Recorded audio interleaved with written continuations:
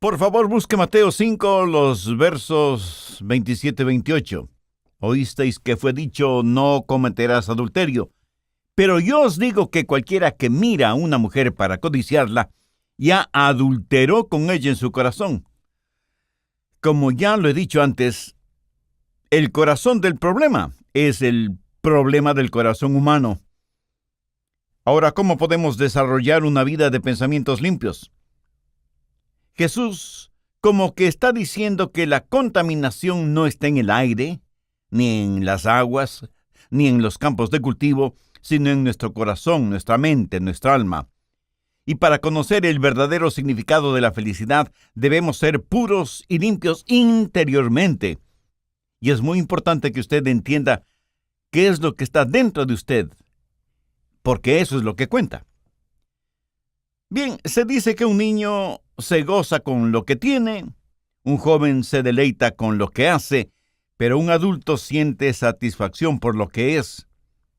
Es mucho más importante ser alguien que tener o hacer algo. Y lo que usted debe querer tener y ser es pureza y santidad. Hay que cambiar primero lo de adentro para poder cambiar lo de afuera. Es lo que está adentro de usted lo que le motiva. El escritor Vance Packard, en su libro Los persuadidores escondidos, dice que más del 90% de las cosas que compramos está basado en la emoción o en el impulso. O sea que hay un persuadidor escondido en su interior que determina lo que usted hace. Y Jesús sabía eso. Por eso habla de lo que sucede en nuestro interior. En nuestros países hemos llegado al fondo del basurero en lo que a pornografía y materiales relacionados se refiere. Ahora se los puede adquirir hasta en los puestos de venta de periódicos, prácticamente en cada esquina. Este es un problema que está en el corazón y en la mente.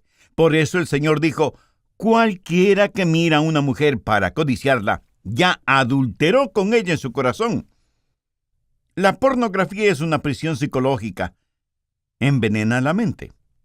El doctor Victor Klein, profesor de psicología de la Universidad de Utah, dijo lo siguiente: hay 4 pasos en la pornografía, y es la forma como el diablo clava sus garras en la mente de alguien. Primero, un efecto adictivo. La pornografía es adictiva, como una droga. Por lo general, los hombres son los adictos a la pornografía. En segundo lugar, es exigentemente progresiva. O sea, cada vez exige un comportamiento más aberrante y materiales más explícitos para complacer su morbo. Exactamente como una droga. Hundirse más y más. Se empieza por marihuana. Y después ya ni la morfina es suficiente. Tercero, insensibiliza a la persona. Lo que antes se veía como comportamiento antisocial y deprimente, ahora es aceptable. Ninguna cosa, por inmoral que sea, le ofende. En cuarto lugar, casi invariablemente, los individuos son tentados a actuar lo que ven. Tal vez con su esposa, tal vez con otros miembros de su familia, que pueden ser sus propios hijos e hijas. Pero la pornografía no solo es un veneno, sino que es una epidemia social. Alguien acertadamente dijo, estamos infectados por un mutante virus sexual, para el cual la ciencia no encuentra solución. Es como un cáncer maligno. Sin embargo, hay personas que defienden la pornografía diciendo que es una legítima forma de eliminar tensiones. Creer eso es como creer que a los drogadictos se les cura dándoles toda la droga que quieran, o que a los borrachos consuetudinarios se les cura dándoles a beber todo lo que deseen, o que un incendio se puede apagar con gasolina. Esa forma de pensar es, en extremo, absurda. Y quienes defienden la pornografía es porque seguramente de alguna manera están relacionados con ella. Las estadísticas muestran que 1 de cada 4 niñas será abusada por un hombre adulto. Un policía especializado en combatir la pornografía dijo, no todos los que leen revistas pornográficas son desviados sexuales. Pero todo desviado sexual lee y mira material pornográfico. No solo hay un daño psicológico y social, sino sobre todo un daño doméstico, familiar. Los hogares son destrozados porque, de acuerdo a un notable psicólogo, la hostilidad es la dinámica esencial de la pornografía. Dios quiso que el acto sexual sea una expresión de amor entre marido y mujer, y utiliza esa simbología para mostrar el gran amor de Cristo por nosotros. Si un hombre satura su mente con fotos e historias de violación, tortura y asesinato en conexión con el sexo, ¿cómo piensa que tratará a su mujer y a sus hijos? Cualquier consejero matrimonial puede relatar historias de hogares destrozados como resultado de la pornografía. Hay una violencia doméstica. Pero el daño más grande es la destrucción espiritual asociada con la pornografía y la lujuria. Busque Santiago 1, desde el verso 14. Sino que cada uno es tentado cuando de su propia concupiscencia es atraído y seducido. Entonces la concupiscencia, después que ha concebido, da a luz el pecado, y el pecado, siendo consumado, da a luz la muerte. Amados hermanos míos, no erréis. Por eso Jesús dijo: cualquiera que mira a una mujer para codiciarla, ya adulteró con ella en su corazón. Esto es algo que trae la muerte espiritual. Cuando penetra en su corazón, se expresará de una u otra manera. ¿Cómo podemos mantener nuestra mente pura? Algunos hombres se han vuelto ermitaños en cavernas. Otros han buscado la soledad de los desiertos, o las montañas, o las selvas. Otros han lacerado sus cuerpos con espinas y cadenas. Otros, literalmente, se han hecho crucificar con genuinos y enormes clavos. Se han autoimpuesto terribles sacrificios tratando de purificarse, sin ningún resultado. En una escuelita, los niños tuvieron que terminar la frase: la limpieza es sinónimo de... Uno de los niños terminó esa frase de la siguiente manera: la limpieza es sinónimo de algo imposible. Seguramente para muchos eso es verdad en lo físico, hasta que le pierdan el miedo al agua y al jabón. Pero en lo espiritual, Dios mismo quiere ayudarte. Bien, dejemos el Evangelio de Mateo y vayamos al libro de los Salmos. Por favor, busque el Salmo 119. Aquí tenemos lo que debemos hacer para tener un corazón puro. Estas cosas que he aprendido de la palabra de Dios han sido probadas por la experiencia. Salmo 119, comenzando en el verso 19. Y quiero que cada padre, cada madre, escuche esto con cuidado, porque esto es lo que necesitan enseñar a sus hijos. Quiero que cada joven o jovencita lo escuche. Quiero que cada abuelo o abuelita lo escuche, porque es un asunto muy serio en nuestro mundo actual. La batalla es por la mente, el corazón y el alma de los seres humanos. Bien, Salmo 119, desde el verso 9. ¿Con qué limpiará el joven su camino? Con guardar tu palabra. Con todo mi corazón te he buscado, no me dejes desviarme de tus mandamientos. En mi corazón he guardado tus dichos para no pecar contra ti. Bendito tú, oh Jehová, enséñame tus estatutos. Con mis labios he contado todos los juicios de tu boca. Me he gozado en el camino de tus testimonios más que de toda riqueza. En tus mandamientos meditaré, consideraré tus caminos, me regocijaré en tus estatutos. No me olvidaré de tus palabras. Sin la menor duda, el tema de este salmo es el tener una vida de pensamientos puros, limpios. Pero considere la pregunta del verso 8. ¿Con qué limpiará el joven su camino? Aquí hay 3 cosas importantes que Dios tiene que decirnos. Primera, admita su problema. Cuando se pregunta con qué limpiará el camino, tácitamente se admite que el camino está sucio, por lo tanto hay que limpiarlo. La palabra hebrea para camino conlleva la idea de un surco que uno tiene en la mente, Una persona con una mente sucia solo piensa en cosas malas, porque ese es el camino por el cual transita constantemente. Lo más difícil de admitir es nuestro propio pecado, sea pornografía, sea lujuria, sea codicia, o puede ser alguna secreta fantasía sexual. Pero lo primero que hay que hacer es admitir que se tiene ese problema. De lo contrario, ¿cómo nadie podría ayudarle? Ahora escúcheme bien. Dios nunca va a limpiar una disculpa, o una excusa, o una coartada, pero Dios siempre limpiará el pecado. Y usted podrá ser limpio ahora mismo sin que importe la clase de adicción que tenga. La Biblia dice que Dios le limpiará y le dejará tan blanco como la nieve. ¿Con qué limpiará el joven su camino? Con guardar tu palabra. Note que el instrumento de limpieza es la palabra de Dios. Si usted primero no tiene esa limpieza, le puedo asegurar que nunca ganará esa guerra. Así que admita su problema y sea limpio. Busque Juan 15:3. Son palabras del Señor Jesucristo. Ya vosotros estáis limpios por la palabra que os he hablado. La palabra limpio en el original es de donde nosotros tenemos la palabra catarsis. ¿Sabe usted lo que catarsis significa? Significa limpieza interior. Jesús realizará esa catarsis en su corazón mediante su palabra. Y a vosotros estáis limpios por la palabra que os he hablado. Quiero que se imagine las olas limpiadoras del Calvario y la fresca brisa del Espíritu Santo soplando en usted y limpiándole en forma total. En 1 de Juan 1:9 leemos: si confesamos nuestro pecado, Él es fiel y justo para perdonar nuestros pecados y limpiarnos de toda maldad. Y esta es una promesa ciertísima para cada hombre, cada mujer, cada niño, cada niña, cada jovencito o jovencita, cada adulto y cada anciano que en verdad quiera ser total y perfectamente limpio. ¿Alguna vez ha limpiado el garaje de su casa?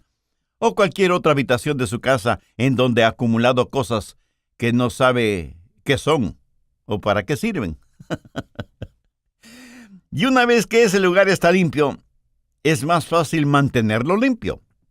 Pero si no está limpio, usted seguirá acumulando basura en ese lugar. Y eso es precisamente lo que Jesús está diciendo. Para permanecer limpio, tiene que admitir que tiene un problema de suciedad. Ese es el primer paso. Sin este primer paso, todo lo demás no sirve para nada. Segundo paso. Reafirme su propósito de permanecer limpio. Salmo 119:10. Con todo mi corazón te he buscado. No me dejes desviarme de tus mandamientos. En estos días, la burla de la sociedad actual es un cristiano mediocre, tibio, tolerante o neutral. Si usted primero no busca la limpieza, ¿cómo va a permanecer limpio?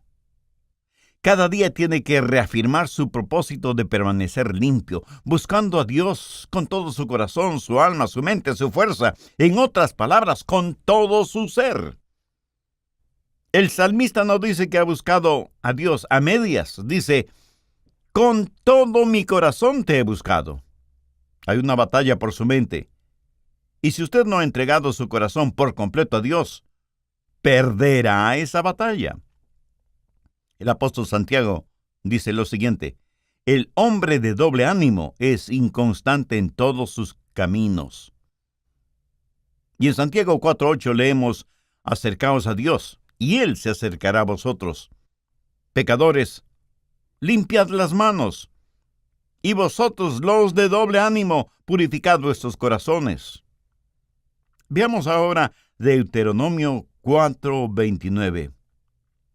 Mas si desde allí buscares a Jehová tu Dios, lo hallarás, si lo buscares de todo tu corazón y de toda tu alma. ¿Alguna vez le ha pedido a Dios que le limpie y en su corazón ha determinado permanecer limpio? Busque Daniel 1:8. Y Daniel propuso en su corazón no contaminarse. ¿Alguna vez ha hecho usted algo parecido? ¿Se ha propuesto en su corazón el buscar la limpieza de su vida y permanecer limpio? En Job 31:1 leemos: «Hice pacto con mis ojos. ¿Cómo pues había yo de mirar a una virgen?». ¿Qué es lo que Job está diciendo aquí? Dice que ha determinado hacer algo. De hecho, un pacto, un convenio, para no pecar con sus ojos. Usted debe afirmar su propósito de permanecer limpio, y esto es algo que debe hacerlo de todo corazón. ¿Ha oído hablar del armiño? Es un pequeño mamífero cuya piel es muy suave, aterciopelada y blanquísima. En la actualidad hay modernos criaderos de armiños porque la piel de armiño es muy codiciada para hacer abrigos, especialmente para las mujeres muy, muy ricas. Pero antiguamente los cazadores de armiños utilizaban perros para cazar a estos animalitos. En las praderas, los cazadores descubrían las pequeñas cuevas de los armiños y las llenaban con toda clase de basuras e inmundicias. Cuando los armiños, huyendo de los perros, llegaban hasta la entrada de sus madrigueras y las encontraban taponadas con suciedad, en vez de manchar su piel tratando de limpiar toda la suciedad que bloqueaba la entrada a su madriguera, preferían enfrentar los colmillos de los perros. ¿No es eso increíble? Preferían morir a manchar la blancura de su piel. Me pregunto cuán importante es para usted, para mí, para nosotros, no solo el concepto, sino la realidad de la pureza. Podemos decir como David: con todo mi corazón, no solo que buscamos a Dios, sino que hemos determinado someternos a una catarsis divina y permanecer limpios. Tercero, aplique la protección que le mantendrá limpio. Su protección es la Biblia, la palabra de Dios. Salmo 119:9. ¿Con qué limpiará el joven su camino? Con guardar tu palabra. Permítame decirle cómo utilizar la Biblia como un antídoto contra la pornografía, contra la lujuria, y para que purifique su corazón y le ayude a tener una vida limpia. En Juan 17:17 están registradas las palabras de Jesús, quien dijo: «Santifícalos en tu verdad. Tu palabra es verdad». ¿Cómo tener una mente pura? Primero, memorizando la palabra de Dios. David dijo: «En mi corazón he guardado tus dichos para no pecar contra ti». ¿Lo ve? La Biblia es su verdadera protección. Si usted no se sumerge en la palabra de Dios, aunque se haya propuesto mantenerse limpio, no podrá hacerlo. Permítame preguntarle, ¿tiene usted un tiempo de quietud a solas con Dios? ¿Hace? ¿Busca? ¿Tiene tiempo para tomar grandes dosis de la palabra de Dios? Si no es así, no es extraño que se sienta derrotado espiritualmente. ¿Qué tiene más valor? ¿Una pepita de oro o una moneda de 25 centavos? Y usted de inmediato me contesta: pues la pepita de oro. Pues muy bien. Ahora, pongamos ambas cosas en el fondo del océano. ¿Cuál es la más valiosa? Y usted vuelve a contestar: pues la pepita de oro. No, mi amigo.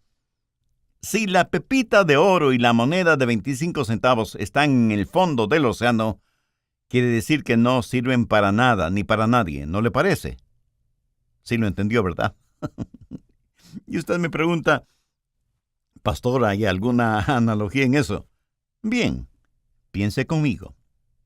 Utilice su mente. La palabra de Dios no tiene ningún valor si usted no la lee, no la estudia, no medita en ella, no la memoriza.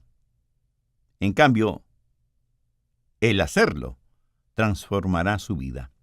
Busque Filipenses 4, los versos 8 y 9.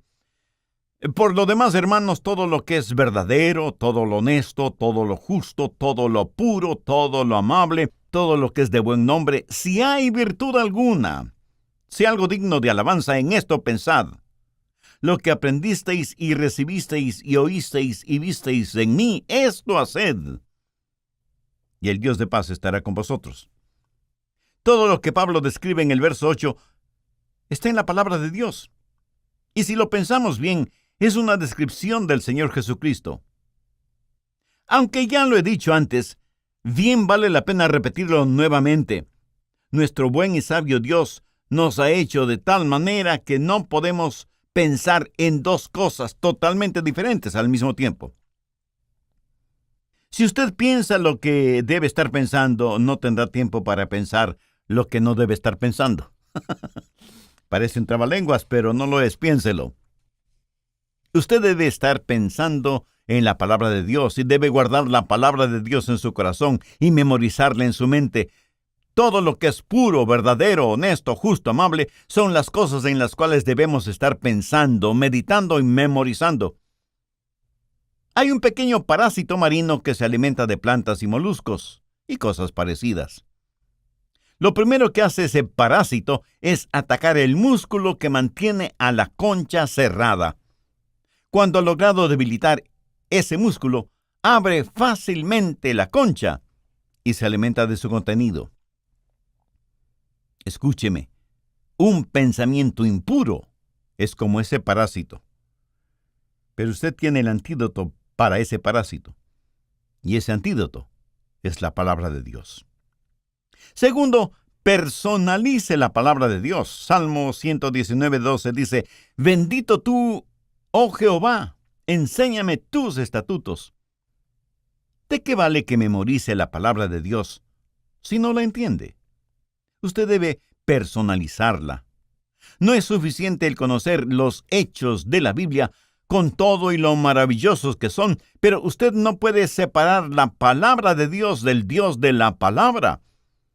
Y Dios tomará su palabra y se le enseñará. Escuché de un nuevo creyente que estaba siendo discipulado por un experimentado cristiano llamado Carlos. Y Carlos le decía lo que significaba esto y eso y aquello en la Biblia. Carlos le enseñaba a memorizar la palabra de Dios. Carlos era un excelente profesor. Un día Carlos no estuvo para explicarle algo sobre la Biblia y el joven dijo, cómo desearía que Carlos estuviera aquí. De pronto le pareció escuchar la voz del Espíritu Santo, quien le dijo, ¿y por qué no me preguntas a mí? Después de todo, yo soy el que le enseña a Carlos. ¡Qué extraordinario! Y al leer el Salmo 119, hay 4 o 5 cosas muy importantes que debe preguntarse. Primero, ¿hay una lección que debo aprender? Segundo, ¿hay un pecado que debo evitar? Tercero, ¿hay una promesa que debo reclamar? Cuarto, ¿hay un nuevo pensamiento que debo atesorar? Quinto, ¿hay un nuevo versículo que debo memorizar?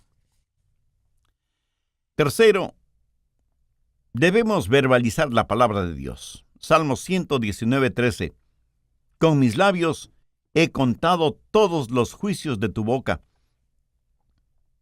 Alguno de ustedes con toda razón me preguntará, Pastor, ¿cuál es el propósito no solo de leer la palabra de Dios y meditar en ella, sino también de memorizarla? Válida y legítima pregunta, mi amigo. Ahora escúcheme. Estudiamos y memorizamos la palabra de Dios para verbalizarla. Verbalizar quiere decir hablar, exponer algo verbalmente. En español más simple, esto quiere decir que hablamos de ella, compartimos la palabra de Dios con otros, no nos quedamos callados. Aquí se funden confesión y posesión. Cuando otras personas están maldiciendo y jurando tomando el nombre de Dios en vano y hablando obscenidades, usted comienza a verbalizar la palabra de Dios. Úsela al orar, úsela en la alabanza, úsela al contar su testimonio. Anímese usted mismo con la palabra de Dios. No la tenga solamente en su corazón y en su mente, sino también téngala a flor de sus labios. Y mientras más usted habla de la palabra de Dios, más y más la palabra de Dios se permeará en usted. Esto es lo que en el libro de Apocalipsis se denomina como la palabra de nuestro testimonio. Apocalipsis 12:11. Y ellos le han vencido por medio de la sangre del Cordero y de la palabra del testimonio de ellos. Necesitamos hablar, compartir, cantar. El Salmo 34:1 dice: Bendeciré a Jehová en todo tiempo, su alabanza estará de continuo en mi boca. En otras palabras, es el llamado a permanecer limpio y puro en un mundo impuro y sucio. Cuarto, descubra la vitalidad de la palabra de Dios. Salmo 119:14. Me he gozado en el camino de tus testimonios más que en toda riqueza. Esa es una verdad en su vida. Se regocija genuinamente en la palabra de Dios. La Biblia significa para usted más que cualquier otra posesión material. Para el rey David lo era. ¿Se asombra usted frente a la palabra de Dios? ¿Respeta usted la palabra de Dios? Mire lo que dice el verso 16. Me regocijaré en tus estatutos, no me olvidaré de tus palabras. Quiero que note algo interesante. En el verso 14, la palabra gozo. En el verso 15, la palabra considerar o respetar. En el verso 16, la palabra regocijo. Lo que estoy tratando de decir es que la palabra de Dios tiene una vitalidad increíble. O si pudiéramos entender cuán maravilloso es esto. ¿Sabe usted lo que es una mente impura? Es la mente tratando de encontrar contentamiento en los lugares equivocados y con las cosas equivocadas. Quiero decir que usted ha sido seducido por las mentiras del diablo en cuanto a dónde encontrar gozo, dónde encontrar satisfacción, dónde y cómo tener riquezas. Ha creído la sutileza diabólica de que si no tiene esto o aquello, entonces usted no sabe lo que es verdaderamente vivir. Mi amigo, usted no sabrá lo que es verdaderamente vivir si es que rechaza al Señor Jesucristo. Me río porque me acuerdo que alguna vez alguien me dijo: Pastor Rogers, qué pena me da saber que usted ha sido un creyente desde jovencito. No sabe lo que es verdaderamente vivir. Yo como respuesta le iba a compartir mi testimonio, pero esa persona se alejó rápidamente. Parece que presentía lo que le iba a decir. David dijo: joven fui y he envejecido, y no he visto justo desamparado, ni su descendencia que mendigue pan. Como un joven cristiano viviendo por Cristo, pasé mis años de estudiante en el colegio y la universidad. Fui presidente de mi clase y capitán del equipo de fútbol norteamericano.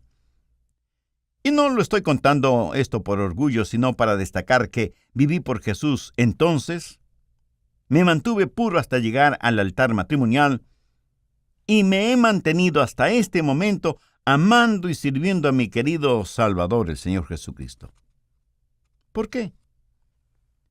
Porque durante todos estos años encontré gozo y satisfacción en la palabra de Dios y en el Dios de la palabra. He respetado la palabra de Dios.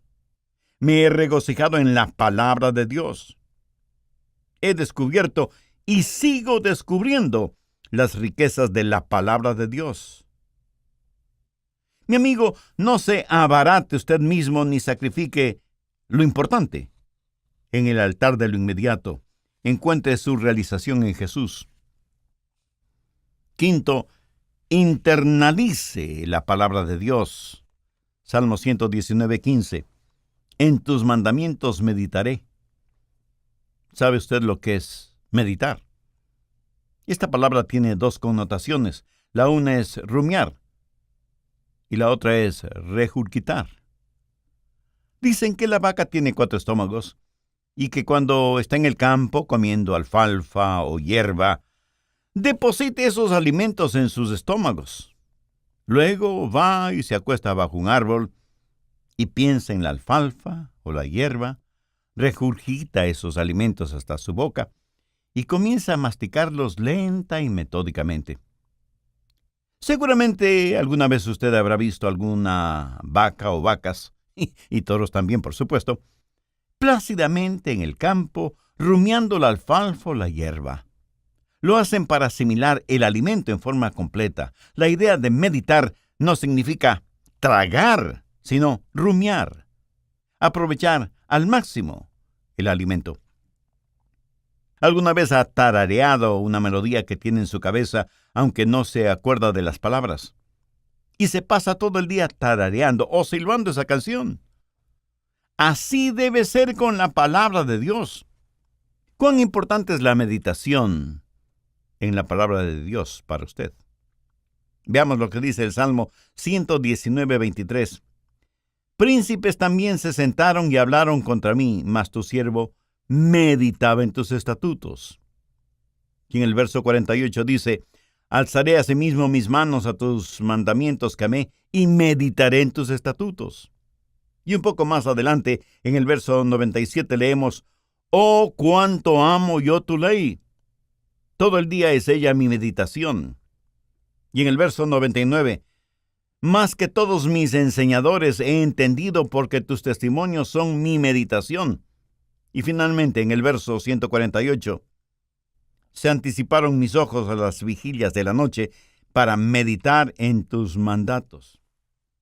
Meditar, meditar, meditar. Esa es la forma de llevar en nuestro interior la palabra de Dios. Pero requiere tiempo de quietud, de concentración.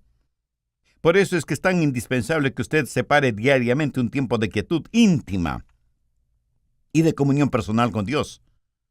Y no permita que nada interrumpa ese tiempo, a menos que sea una genuina emergencia. ¿Alguna vez ha manejado un carro con transmisión estándar, con 4 velocidades hacia adelante y una velocidad en reversa? Y para cambiar de velocidades, y usted tiene que utilizar el embrague, sincronizando al mismo tiempo el movimiento de la palanca de velocidades. Si usted se acostumbra a un vehículo con palanca de cambios estándar, le aseguro que no querrá saber nada de transmisiones automáticas, y viceversa. Si usted está acostumbrado a manejar un vehículo con cambios automáticos, nada querrá saber de embragues ni de palancas de cambios. En ambos casos, es como si fuera parte de su naturaleza el manejar un vehículo ya sea estándar o automático. Ahora escúcheme. El meditar en la palabra de Dios debe ser como su segunda naturaleza. Usted no se tiene que preguntar, ¿por qué estoy haciendo esto? Usted tiene la palabra de Dios y debe ser parte de su naturaleza, que no debe estar preguntándose si debe o no meditar en ella. Lo hace porque la palabra de Dios está en usted, es parte interna de su naturaleza. Y cuando eso sucede, su mente está bajo la sangre y está llena de la energía del Espíritu Santo de Dios. En otras palabras, su mente está llena de la palabra. Y por estar lleno de la palabra de Dios, usted es una persona victoriosa. Y entonces puede practicar las enseñanzas del Señor Jesucristo para el hogar. Un hombre casado con una mujer, hasta que la muerte los separe. Y toda esa basura acerca del sexo seguro no es más que un engaño. Es como hablar de pecado seguro. No hay tal cosa como sexo seguro. Pero sí existe el sexo sagrado, que es lo más sublime del sexo. Cuando Dios dijo no adulterarás, Él no estaba tratando de impedir el sexo, sino tratando de mantenerlo como algo seguro y hermoso para usted. Es uno de los extraordinarios regalos de Dios. No debemos degenerarlo ni desvalorizarlo. Mi amigo, Dios le ama. Si usted tiene un problema pecaminoso, admítalo para que Dios le limpie. Una vez perdonado y limpio, afírmese en el propósito de permanecer limpio y aplique el poder de la palabra de Dios en su vida para lograrlo. Inunde su corazón con la palabra de Dios. Deje que la palabra de Dios fluya a través suyo. Debido a nuestra naturaleza pecaminosa, nuestra mente por sí misma no está inclinada a pensamientos puros y limpios. Entonces, ¿qué hacer? El apóstol Pablo tiene la respuesta irrefutable. Romanos 12:2. No os conforméis a este siglo, sino transformaos por medio de la renovación de vuestro entendimiento. En el contexto de la época actual, es como si Pablo nos dijera, No dejen que la sociedad que ha estado pisoteando todos los valores espirituales y morales determine el estilo de vida que ustedes como hijos e hijas de Dios deben vivir. No dejen que la mundanalidad controle su manera de pensar. ¿Quién controla sus pensamientos? Porque quien los controle determinará la clase de vida que vive. ¿Tiene usted una relación personal e íntima con el Señor Jesucristo? Si aún no la tiene, le invito a que haga esa decisión espiritual ahora mismo, mediante la sencilla oración que voy a orar para que le sirva a usted de guía. Pero ore con fe, con sinceridad. Y diga: Dios eterno, reconozco que mi vida no revela en mis palabras y acciones ninguna pureza, ninguna limpieza interior. Y no quiero seguir viviendo esa clase de vida. Por eso vengo a ti en busca de tu misericordia y de tu perdón. Señor Jesús, sé que para perdonarme, limpiarme y darme vida nueva, tú moriste por culpa de mis pecados en la cruz del Calvario. Este mismo momento te invito a morar en mi corazón y seas mi Salvador y mi Señor. Ayúdame a hacer lo que tú quieres que yo sea. Hazme un instrumento útil y de bendición en tus manos. Lo pido en tu santo nombre. Amén. Si usted hizo esa decisión por Cristo, usted es ya parte de la familia de Dios. Por favor, escríbanos y cuéntanos acerca de su decisión espiritual. Eso nos dará el privilegio de orar por usted y su vida transformada por el Señor Jesucristo.